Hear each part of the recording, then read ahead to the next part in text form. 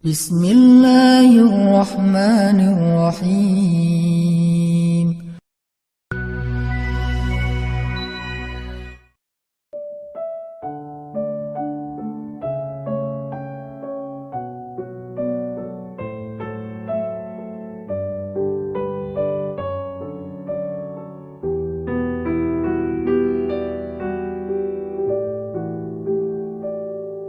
Kenapa dia sedih banget? Karena dia ingat masa lalu ketika dia pernah membunuh bayi perempuan. Kenapa mereka membunuh bayi perempuan? Karena dianggap perempuan ini membawa sial. Tapi datang Islam mengubah tradisi itu. Mengubah persepsi publik. Yang tadinya perempuan dianggap hina, dalam Islam dikatakan surga ada di bawah telapak kaki ibu. Muncul harga diri perempuan naik. Apalagi sebaik-baik kalian yang paling baik untuk istrinya dan aku yang paling baik untuk istriku di antara kalian. Muncul lagi hadis, kalau seandainya laki-laki mau bersabar terhadap istrinya, maka harusnya dia bersabar 70 kali sehari kalau dia disakiti oleh istrinya. Yang ke 71 baru dia boleh marah. 70 belum boleh marah. Jadi perempuan, ibu-ibu, istri kalau mau bikin suaminya sebel sampai 69. Atau 70 boleh lah. Tapi yang ke 71, nah ini udah layak dimarahin. Tapi kan gak pernah ada sampai 70 kan. Paling juga 10%-nya lah, 7 kali sehari. Dan itu istiqomah setiap hari. Hari ini kok kamu gini lagi sih, kemarin udah beda hari. Jadi beda hitungannya, 0 lagi mulai dari awal.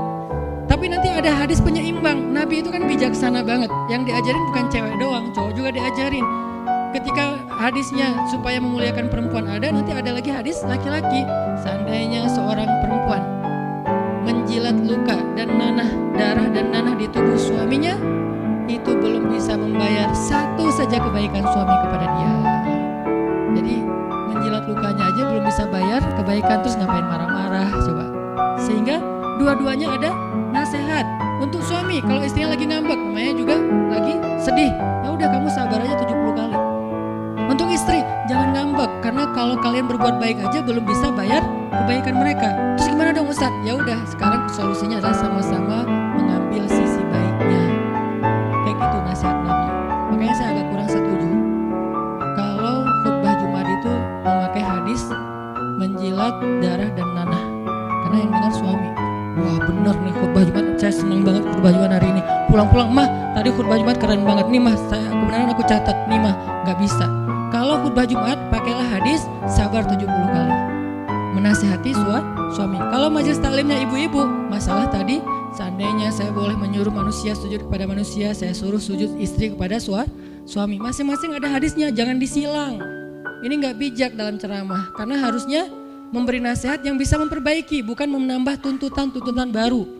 Wah benar nih kalau suami saya dengar, harusnya suami saya datang, Ustadz boleh nggak acara selamatan di rumah saya nanti temanya ini gitu. Kalau perlu ngundang Ustadz yang dia kenal, request dulu untuk ngemojokin pasangan, ini nggak bijak. Balik lagi ke cerita tadi, Maryam tuh pinter banget, cerdas banget. Dari kecil dia udah hafal Taurat. Ibarat anak sekarang hafal Quran.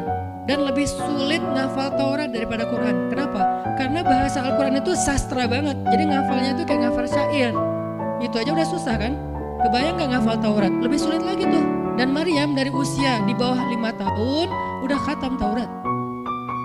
Udah tahu tafsir Taurat usia 7 tahun.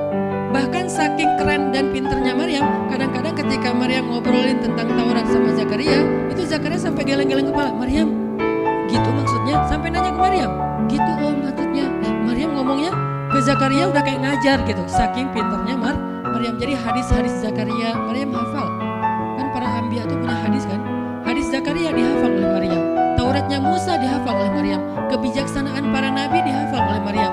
Dia dari usia 10 tahun tuh udah jadi ulama besar Maryam.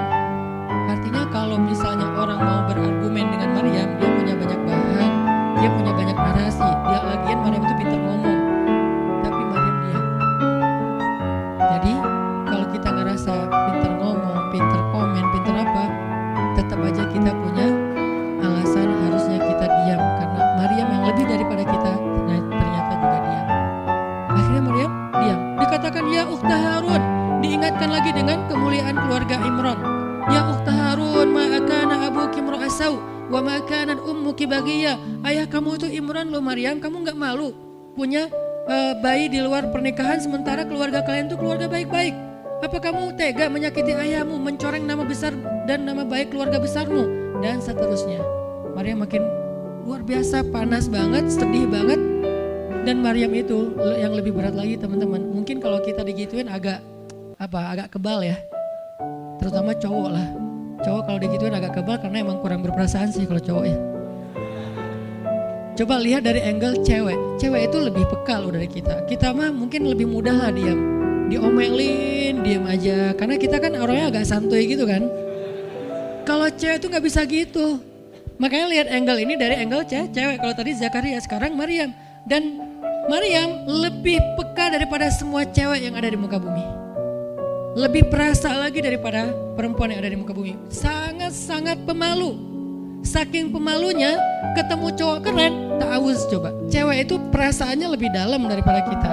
Jadi kalau misalnya cewek-cewek, Maryam tuh gak punya ketemu cowok keren aja dia tak aus. Siapa cowok keren yang ditemui Maryam? Jibril, Gabriel loh yang ditemuin. Dan waktu itu Jibril menjelma. Apa? Fatamassala laha basyaran sawiyya. Jibril menjelma sebagai basyaran sawiyya. Allah yang ngomong tuh, cowok keren. Allah yang bilang keren. Kalau kita merasa udah paling keren, menurut Allah biasa-biasa aja. Karena Allah pernah menciptakan Yusuf, Allah pernah menciptakan Muhammad, Allah pernah menciptakan Yahya.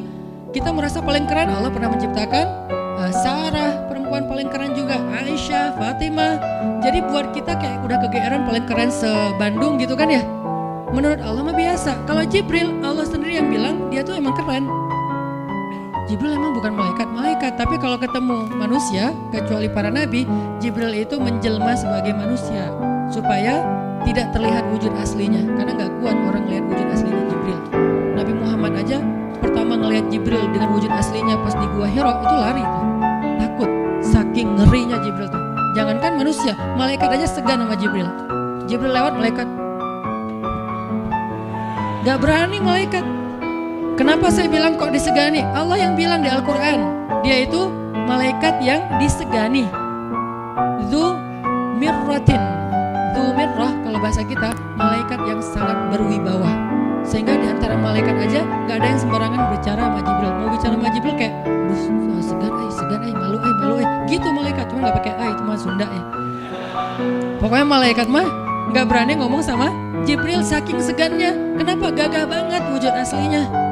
Ketika dia membentangkan sayapnya, itu sayap menutupi timur dan barat.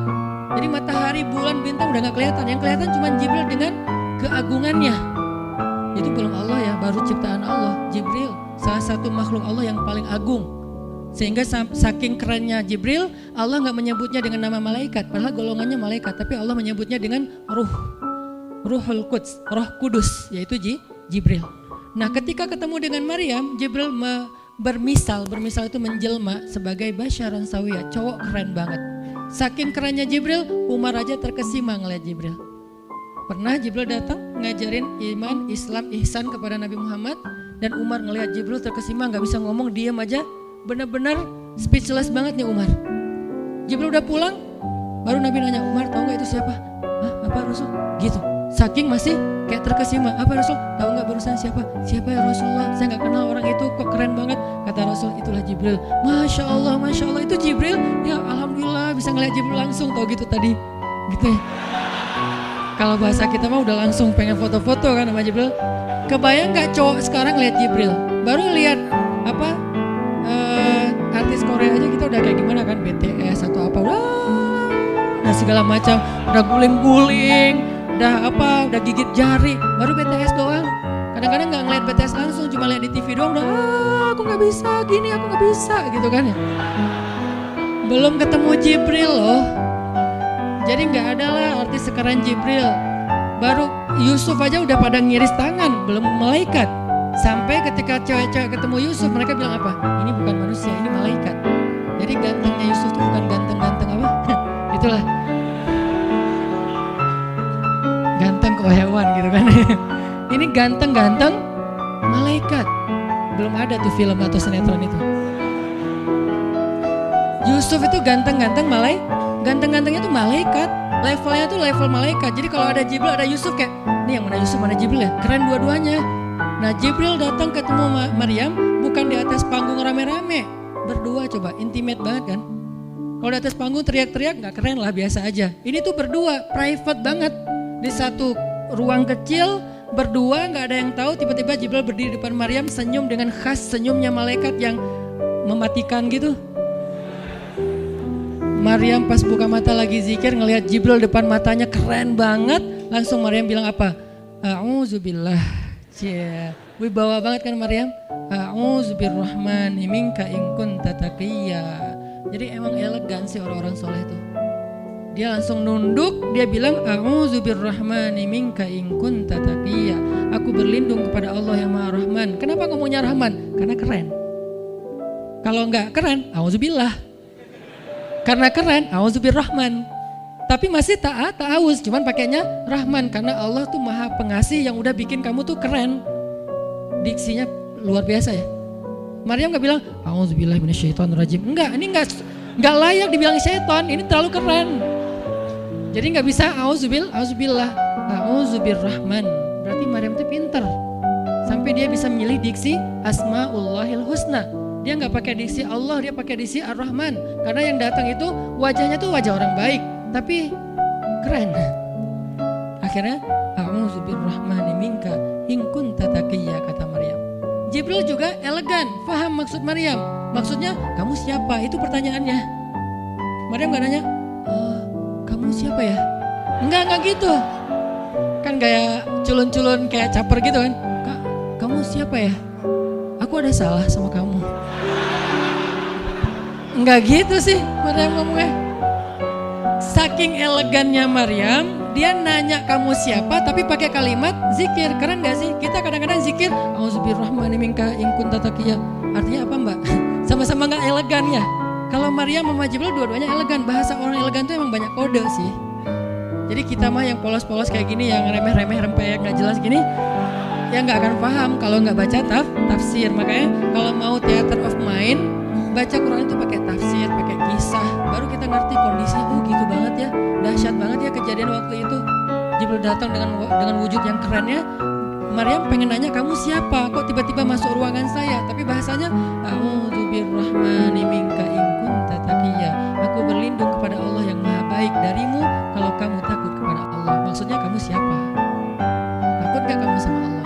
Baru Jibril mengatakan, saya adalah utusan Allah, berarti malaikat, untuk memberi kabar kepadamu kalau kamu akan punya anak. Baru Maryam melihat, gimana saya punya anak? Ya udah ada obrolan nih. Dan mereka udah biasa aja, oh Jibril saya kira siapa, udahlah gak mungkin. Artinya udah kayak gitu nih kesolehan Maryam. Artinya Maryam itu orang yang sangat peka banget, perasaannya dalam banget. Terus nanti ketika Maryam melahirkan anak, tahu gak kata-kata Maryam apa? Ya laitani mittu qabla hada wa kuntu nasyam mansiya. Saat Maryam merasakan sakitnya kontraksi, mau melahirkan Isa, Maryam itu sambil kontraksi sambil bilang ya laitani mittu qabla hadza wa kuntu nasyan mansiya. Aduhai seandainya saya mati aja sebelum kejadian ini dan saya dilupakan oleh manusia seolah-olah saya tidak pernah ada. Kenapa Maryam ngomong kayak gini? Maryam ngebayangin betapa malunya dia nanti kalau harus membawa bayinya ketemu Bani Israel yang pada bawel. Bani Israel itu terkenal kaum yang paling bawel. Bawelnya banget. Kalau kita baca Al-Baqarah itu isinya kebawelan Bani Israel. Kata Nabi Musa, sembelihlah Al-Baqarah. Al-Baqarah itu kan banyak, yang warna apa? Cari yang warnanya bersih. Yang bersih kan juga ada belang-belangnya nggak dikit. Terus yang beratnya berapa kilo, yang dari mana, dari Bali atau NTB atau dari mana? Bawel banget. Udahlah cari aja seekor sapi, sembelih beres. Tapi nanya lagi, bertele-tele. Itulah Bani Israel. Dan Maryam tahu banget karakter kaumnya. Jangankan dengan fitnah kayak gini nih, ketemu Nabi yang udah menyampaikan hal yang benar aja, itu di debatnya tuh habis-habisan. Apalagi dengan kondisi Maryam. Makanya Maryam takut banget, dia nggak kuat menanggung malu. Kalau kita mungkin masih kuat lah nanggung malu. Kadang-kadang malah malu-maluin gitu kan. Kalau Maryam nggak kuat nanggung malu, berarti orang yang seperti ini harusnya kan berat banget untuk diam kan. Nggak akan kuat diam, harusnya dia ngomong gitu, dia belain diri. Tapi Maryam itu sisi lainnya adalah perempuan yang mukminah, siddiqah, sangat yakin sama Allah. Allah suruh diam, dia udah diam. Gimana pun dihujat, diam. Kata Allah diam. Ya Allah, mereka bilang saya tuh berzina, diam. Ya Allah bilang ini anak haram, ini anak saya nih, anak yang mulia, anak yang satu-satunya ketika lahir nggak disentuh setan di antara manusia loh. Satu-satunya manusia ketika lahir nggak disentuh setan. Nabi Muhammad setannya malah diislamkan. Beda, kerannya tuh beda. Kalau Isa nggak disentuh setan, kalau Nabi Muhammad setannya malah masuk Islam. Masing-masing punya keistimewaan lah. Tapi satu-satunya manusia yang lahir nggak disentuh setan cuman Isa. Kita semuanya pernah disentuh, lahir langsung. Apa sih lo datang ke dunia nambah-nambahin kerjaan gua gitu kan. Kita nih orang biasa, jadi pas lahir tuh udah ada langsung setan bisik-bisik, yuwas wisufi sudurinas, makanya disuruh azan kan. Karena kenapa? Biar nggak dibisikin sama setan. Dan kalau bisa suara azan kita harus lebih lembut daripada suara setan, karena setan juga kayak tricky gitu. Saya ibu kamu, anak bayi dinina bobokan sama setan, hiduplah iblis gitu-gitu kan. Jadi kayak didoktrin nama setan, iblis itu keren, iblis itu soleh, iblis itu baik. Tapi pakai bahasa nasyid. Lagunya tuh kayak akustik gitu, lembut banget gitu kan. Makanya suara muazin kalau azanin anaknya yang lembut. Jangan azan Allahu Akbar, asyhadu an la ilaha illallah. Dia malas ke masjid nanti kalau udah dewasa. Kenapa? Gue malas banget dengan suara ini nih. Salahnya siapa coba? Salah ayahnya. Belajar azan di Al-Latif sama Muzammil sama Teras Tahfiz biar azannya tuh kayak Allahu Akbar. Bayinya senyum-senyum. Ntar gue bisa lebih dari itu. Canda. Intinya adalah Maryam itu pemalu banget. Jadi dia bisa banget untuk ngebales, tapi dia diam. Sampai akhirnya fa'asyarat ilaih, dia memberi isyarat. Arti memberi isyarat, dia nunjuk ke arah Isa alaihissalam yang masih digendong. Kalau kalian mau ngomong aja sama bayinya. Allah yang nyuruh kayak gitu. Makin kayak marah dan makin menjadi-jadi orang Bani Israel ketika Maryam memberi isyarat nunjuk ke arah Isa. Mereka bilang, ya Maryam, kamu udah gila apa?